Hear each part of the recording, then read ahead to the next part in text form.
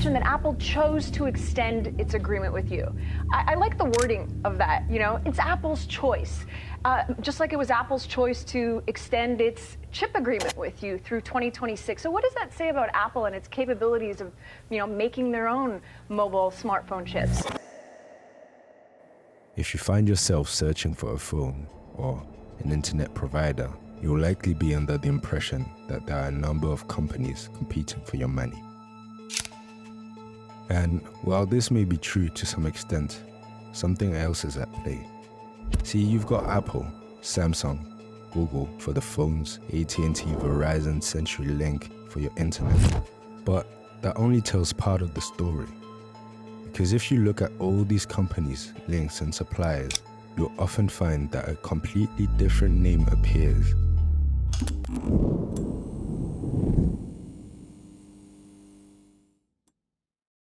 Qualcomm. This name might not dominate billboards or storefronts, but it is present all over the depths of the tech industry's supply chain. Qualcomm is an American multinational corporation headquartered in San Diego, California, and incorporated in Delaware. It creates semiconductors, softwares, and services related to wireless technology. It owns patents critical to the 5G, 4G, CDMA mobile communication standards. Qualcomm's technology is an unseen pulse driving much of today's digital world. Every swipe on your smartphone screen, every seamless streaming of a movie might secretly be a testament to Qualcomm's empire. Few people know this, but behind the manufacturing of these chips lies an almost mafia-like industry, a monopoly by Qualcomm. It operates a unique business model that heavily relies on licensing its intellectual property. Only their licensing fees are completely absurd. Companies end up getting them through lawsuits, such as Apple, which, well, as crazy as it seems, gets trampled on like everyone else. Now, let's imagine that you're an engineer. You're building a company and you want to start making phones. Of course, you want to be competitive. So, you need to integrate a chip that's modern. Now, assuming you had the funds to do so, what would you do first? Well, you would likely call Qualcomm. And then, Qualcomm says, "Yeah, well, of course, but you'll have to sign our licensing contract." Until then, nothing special, except you're not ready to sign just yet.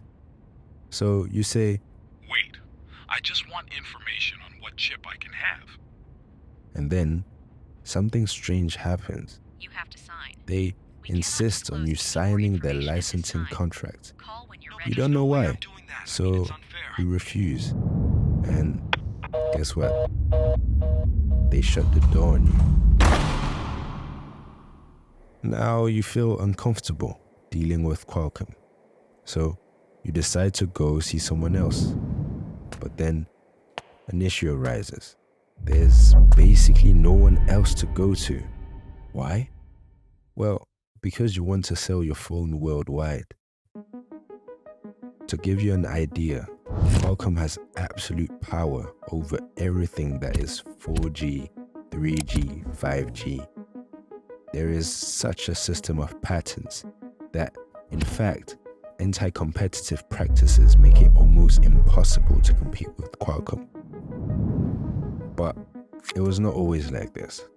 At the level of 2G, or what we call GSM, there were two systems, one called, well, GSM, which was the European system. And then you had CDMA, which was the American system. These two systems worked differently.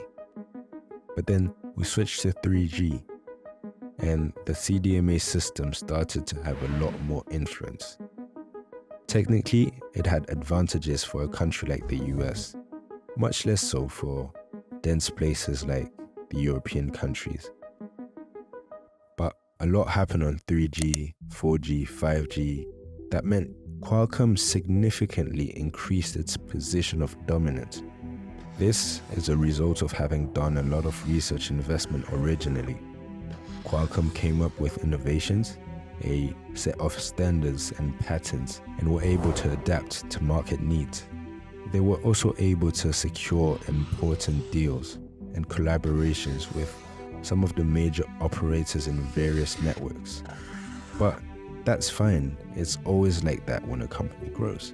Except originally it was more or less fair. And then, it became much less so. A federal judge ruled that the chipmaker unlawfully suppressed competition in the market for mobile phone chips. She also said that Qualcomm used its dominance in the market to charge excessive licensing fees.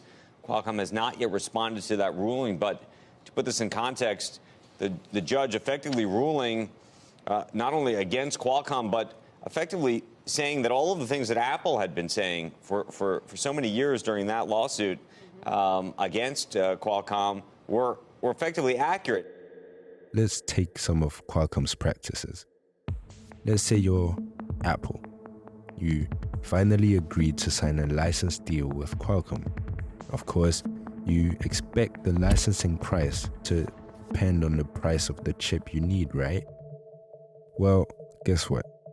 The price of the license will not depend on the chip you choose, but on the prices you set for your iPhones.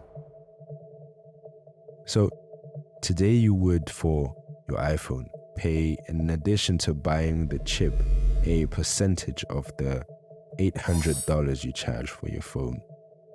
Let's say somewhere between $25 and $30. Although speculations say Apple is paying around $7 to $8. This is still unheard of, as if it was fair, like all the other chips, it should cost around $1.50. And this is just for the patents, not including the modem purchase. While this constitutes 1/3 of Qualcomm's revenue, it's actually 2/3 of their profit that comes from licensing. Despite every hurdle, you still need Qualcomm, so you agree with paying the price. Why? Well, if you want to operate in certain countries, there's only Qualcomm that has the good certifications for the right frequencies. And that's fine. That's not unfair. They are just more advanced. But wait till you hear this. Given that there's only certain countries where there are no alternatives to Qualcomm, you, rightfully so, decide that in the countries where there are some, you'll equip your iPhones with different chips. Say, Intel. And that's cool because your contract with Qualcomm doesn't keep you from doing so. Or, well, not exactly. While it doesn't keep you from getting different chips from different suppliers, the contract had something, well, as interesting. It says that despite covering only a certain percentage of your phone in certain countries, the license is global, and you'll have to pay Qualcomm for the entirety of your phones, including the ones with the Intel 5G chips. So, you're basically paying Qualcomm twice. And wait, cause it doesn't stop here. Say the patents you need are only 5G patents. Well, it doesn't matter because you have to pay for the 4G and 3G patents as well. So you take everything and pay, or there's no deal. And that's it, without having a choice. And it's similar in multimedia. Qualcomm, Broadcom, Ericsson, and Nokia have patents in multimedia too and don't participate in patent pools. See, when Netflix buys whatever patent they need, they're buying from a patent pool. But some of these companies are outside the patent pool, and they claim they also have patents. So they're also spoiling the multimedia space. The thing is, imagine being in a multimedia company. You deal with MPEG patents, nothing to do with 4 or 5G, and want to get a multimedia license from Qualcomm, you'll have to pay for the 4G patents.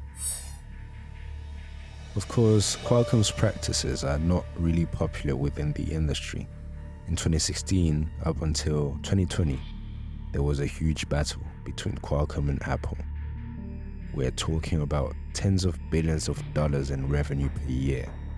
Qualcomm's anti-competitive practices had become too significant. So Apple started to resist. The thing with Apple is, they're the biggest company in the world. They have the resources to do that. So they asked Intel to make modems, which they did. From this point forward, it became a huge deal. Both companies went to court, patents were created, invalidated, and so on. It lasted for years. But at one point in the battle, guess who went to see Qualcomm for their chips? Apple. Apple realized that Intel was going to have a hard time delivering its 5G chips. So they had to go back and make a deal with Qualcomm. And shortly after, Intel exited the modem business. The company concluded there just wasn't any money in the business after Apple and Qualcomm settled their ongoing dispute. This agreement reinforces Qualcomm's track record of sustained leadership across 5G technologies and products. So even Apple, of all companies, the richest company in the world, couldn't stand up to Qualcomm. Now, what's so challenging about these patents and licenses? It's actually very complicated. There are a lot of things to consider. For example, in 4G, you might think it's simple, but it's very complex. There are many frequencies, a lot of modulation, many features. You need to be able to switch from one antenna to the other, measure speed to switch effectively, and so on. To every new standard, more complexity, and everyone wants to push their features to carve out a slice of the licensing pie. It's all consortiums. It's like multimedia. It's standards, therefore you have to agree. If there's someone else, for example, a manufacturer like Intel, they will ask to license Qualcomm's patents to make their own modem. Because remember, you have to, as these are essential patents for the standard. And if Qualcomm refuses, which they often do, well, that's it. No patent, no modem or chip, no competition. For example, if you wanted to send data simultaneously over 5G and fiber, that's patent too. Regarding antitrust and regulatory issues, many countries and regulators are scrutinizing Qualcomm's actions closely. In February of 2015, Qualcomm agreed to pay $970 million to settle a dispute with the Chinese regulator over dominance issues. They also lost a case in South Korea in 2016. They lost patents in lawsuits against Apple from 2018 to 2021, even though Apple stopped pursuing them to get back in business with them. The legal battles are constant. Qualcomm agreed to a settlement, and Apple bought Intel's modem division. Only the Chinese are continuing to fight in tech, having developed their stack. Everyone else has stopped. So that means they have to do business with you, right? They can't do it on their own. We're very happy with the relationship with Apple right now, and we'll continue to be supplying modems to them, and we're happy that they see the value of our intellectual property as well.